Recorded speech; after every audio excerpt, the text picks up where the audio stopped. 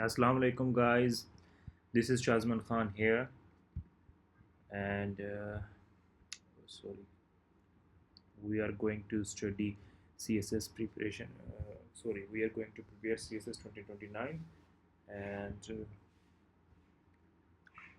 so this is May 19, and this is prompt for May 19. Let's copy it from here. Sorry, Control C or Command C on Mac. Uh, let's paste it. Sorry. Yeah, this. Let's paste it here and generate it. Sorry, let's refresh.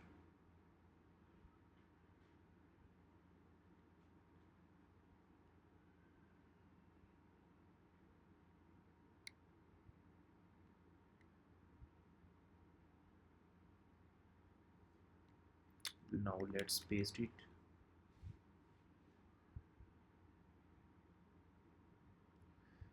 So today we are going to discuss tips to write faster, Pressy faster, outcomes of the three round table conference in London.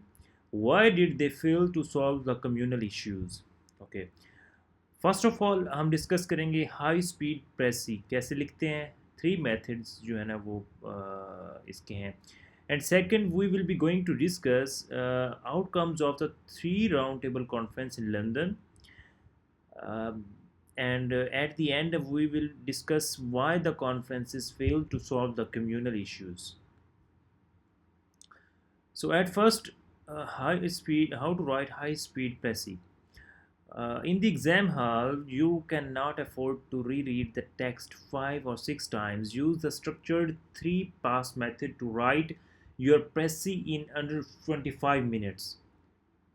Pass 1, the scanner, 3 minutes. Okay.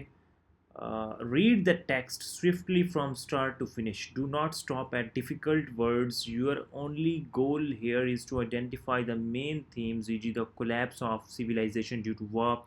Write down a working title immediately based on this theme. ठीक है, पहले phase में हम जो है ना वो scan करेंगे आपका प्रेसी जो भी होगा, पैसेज जो भी दिया हुआ होगा पेपर में, उसमें से हम जो है ना वो स्टार्ट टू एंड स्विफ्टली हम उसको रीड करेंगे और दरमियान में रुकना नहीं है आपने. Do not stop at difficult words. Only sorry your only goal here is to identify the main theme. आपका जो मेन गोल होगा ना यहाँ पर वो होगा मेन थीम को आइडेंटिफाई करना. The collapse of civilization due to war, जैसा कि collapse of civilization due to war, अब कोई भी अगर पैसेज इससे रिलेटेड है तो उसका मेन टाइटल आपको समझ आ जाएगा. ठीक है, आपने मेन टाइटल लिख लेना है साइड पर. एंड सेकंड हम डिस्कस करेंगे जो सेकंड जो है पास वो है सर्जन 7 मिनट्स. ठीक है, 3 मिनट्स स्कैन करेंगे, surgeon 7 minutes. Read line by line with a pencil. Cross out all examples, stats, idioms, repetitions and codes. ठीक है, ये आप याद कर लें. एग्जाम्पल्स को आपने क्रॉस आउट कर देना है, स्टैट्स को आपने क्रॉस आउट करना है, idioms को आपने क्रॉस आउट कर देना है, रेपिटिशंस जो भी होंगी उसको आपने क्रॉस आउट कर देना है, कोड्स जो भी होंगी उसको आपने क्रॉस आउट कर देना है. Underline only the core arguments and transition words. Okay, जो भी कोर आर्गूमेंट्स होंगे उस पैसेज में आपने उनको अंडरलाइन कर लेना है और जो भी ट्रांजिशन वर्ड्स होंगे उनको भी. However, therefore, consequently. ठीक है, कोर आर्गूमेंट्स को और transition words. However, therefore, consequently, ये जो हमारे ट्रांजिशन वर्ड्स हैं जो कि एक सेंटेंस को दूसरे सेंटेंस के साथ जोड़ते हैं, इनको आपने अंडरलाइन कर लेना है. अब पास 3, the synthesiser, 10 minutes. Okay, write your rough draft directly from the underlined bits using your own words. Write your rough draft directly from the, ठीक है, आपने जो लफ्ज़ अंडरलाइन किए हैं bits using your own words, उनसे जो है ना रफ ड्राफ्ट आपने निकाल लेना. ठीक है. Speed trick, combine two related sentences into one using connectors. ठीक है, जो सॉरी यार ये थर्ड पास था, इसमें सिंथेसाइज करना था हमने, ठीक है। राइट योर रफ ड्राफ्ट्स, ठीक है। कंबाइन टू रिलेटेड सेंटेंसेस, कोई भी दो जो रिलेटेड सेंटेंसेस हैं ना उनको आपने एक बना देना, ठीक है। The country was facing inflation, the government failed to control it, ठीक है। अब जैसे ये एक सेंटेंस है, पैसेज में दिया हुआ है, uncontrolled inflation crippled the economy, ठीक है। अब ये आप उसके सेंटेंस बना सकते हैं, अनकंट्रोल्ड इन्फ्लेशन, ठीक है। The country was facing inflation, the government failed to control. Final जो हमारा होगा वो 3 मिनट्स का final count and clean. Count your words quickly if you are within the 10% buffer of the one third target, copy it cleanly onto your answer sheet. अगर आप 10% buffer में हैं, जैसे कि अगर बिल फर्ज 100 वर्ड्स दिए हुए थे या 200 वर्ड्स का आपका पैसेज था, अगर उसमें से आपने आपके वन थर्ड बनता है उसका ऑलमोस्ट 75-70 ऐसे ही बनते हैं। अगर आपके 70 to 75 वर्ड्स अगर आपके आ रहे हैं तो आप it's okay, that's totally fine, आप उसको सेम टू सेम कॉपी कर सकते हैं आपके आंसर शीट पर। तो सेकंड हम डिस्कस करते हैं outcomes of the 3 round table conference London. The conference was convened by the sorry convened, हम इसका मीनिंग भी देख लेते हैं।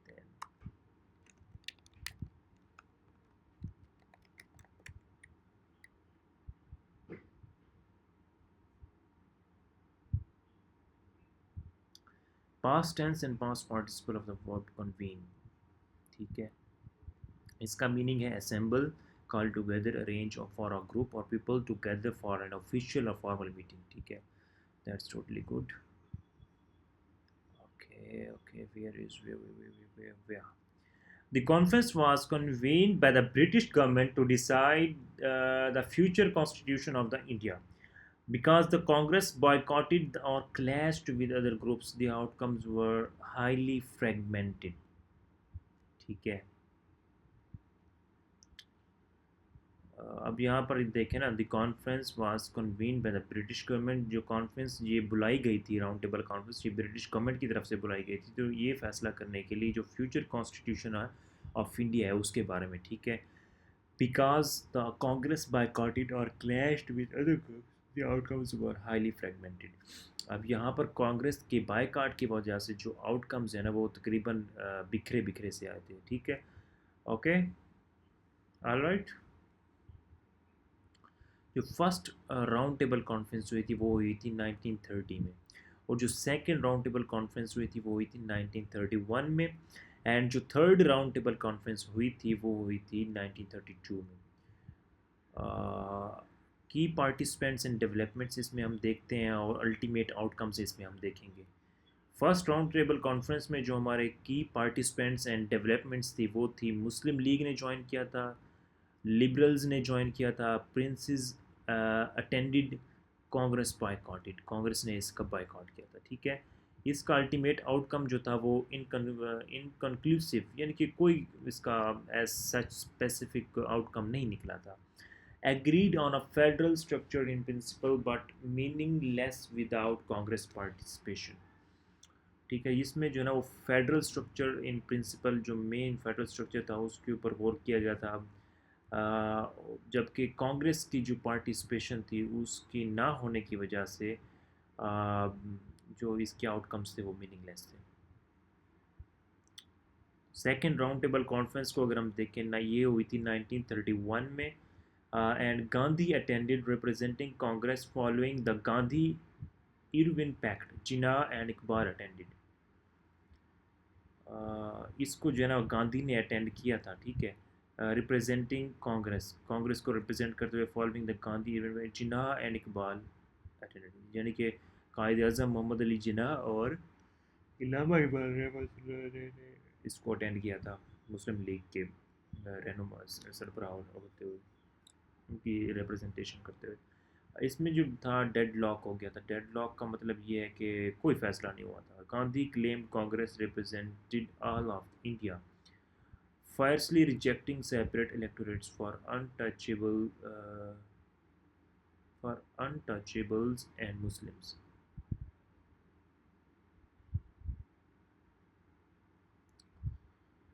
अच्छा, इसमें जो है ना इसका तकरीबन फैसला ना कुछ नहीं हुआ था, टाई हो गया था ऐसे समझ लें आप।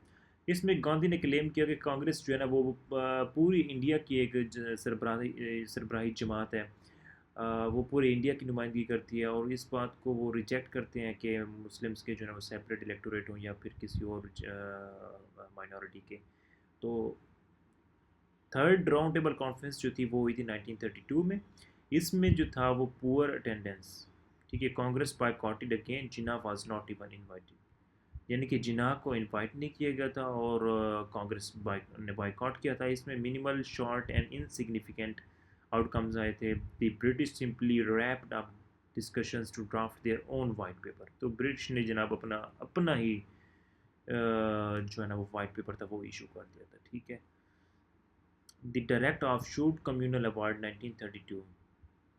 Because the Indian leaders could not agree on minority representation during the second roundtable conference, British Prime Minister Ramsay MacDonald issued an unilateral decision called the Communal Award. It retained separate electorates for Muslims and crucially extended them to the depressed classes, untouchables, which deeply enraged Gandhi. यानी कि जो आप कह लें जो communal award था 1932 का, इसमें ये था कि जो इंडियन लीडर्स थे वो इस बात से एग्री नहीं हुए थे कि दूसरी राउंड टेबल कॉन्फ्रेंस में कि वो माइनॉरिटी की रिप्रेजेंटेशन करेंगे। तो जो ब्रिटिश का जो प्राइम मिनिस्टर थे उस वक्त के, रेमशे मैकडोनल्ड, उन्होंने एक अनइलिटरल, इसका इसका मीनिंग भी देख लेते यार, मेरी इंग्लिश बहुत कमज़ोर है, सीरियस लिटरली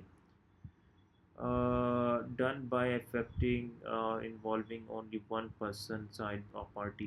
हाँ, अनइलेटरल, यूनिलेटरल, यूनिलेटरल सॉरी, ये यूनिलेटरल वर्ड है। प्रोनाउंसिएशन भी मेरी बहुत गंदी है। Issued unilateral decision called the communal award. तो ब्रिटिश का जो प्राइम मिनिस्टर थे उस वक्त के, रैमशे मैकडोनल्ड, उन्होंने अपनी तरफ से एक जो डिसीजन दिया था इस पर, उसको कम्युनल अवार्ड का नाम दिया गया। It retained separate electorates for Muslims and crucially extended, यानी कि उन्होंने मुस्लिम्स का तो सेपरेट इलेक्टोरेट्स दिए ही दिए, लेकिन उन्होंने इसको मज़ीद एक्सटेंड किया। जो दूसरी जो अकलियतें थीं, जो अनटचेबल्स थे, यानी कि जिनको आप कह लें डिप्रेस्ड क्लासेस थी, विच डीपली इन्वेस्ट गांधी जी, उनको जो है इन्होंने सारा कुछ दिया। तो तकरीबन इसने जो है ना वो गांधी को शदीद गुस्सा दिलवाया, क्योंकि जाहिर सी बात है ये सारा कुछ जो है ना वो गांधी की जो विशेज़ थी, जो गांधी की ख्वाहिशात थी, पूरे ब्रिटिश पूरे बरसगीर पाक व हिंद पर जो कब्ज़ा करने की, उस पर हुक्मरानी करने की, वो उसको जो है ना ठेस पहुंची थी ब्रिटिश प्राइम मिनिस्टर के इस फैसले के बाद, कम्युनल अवार्ड के बाद।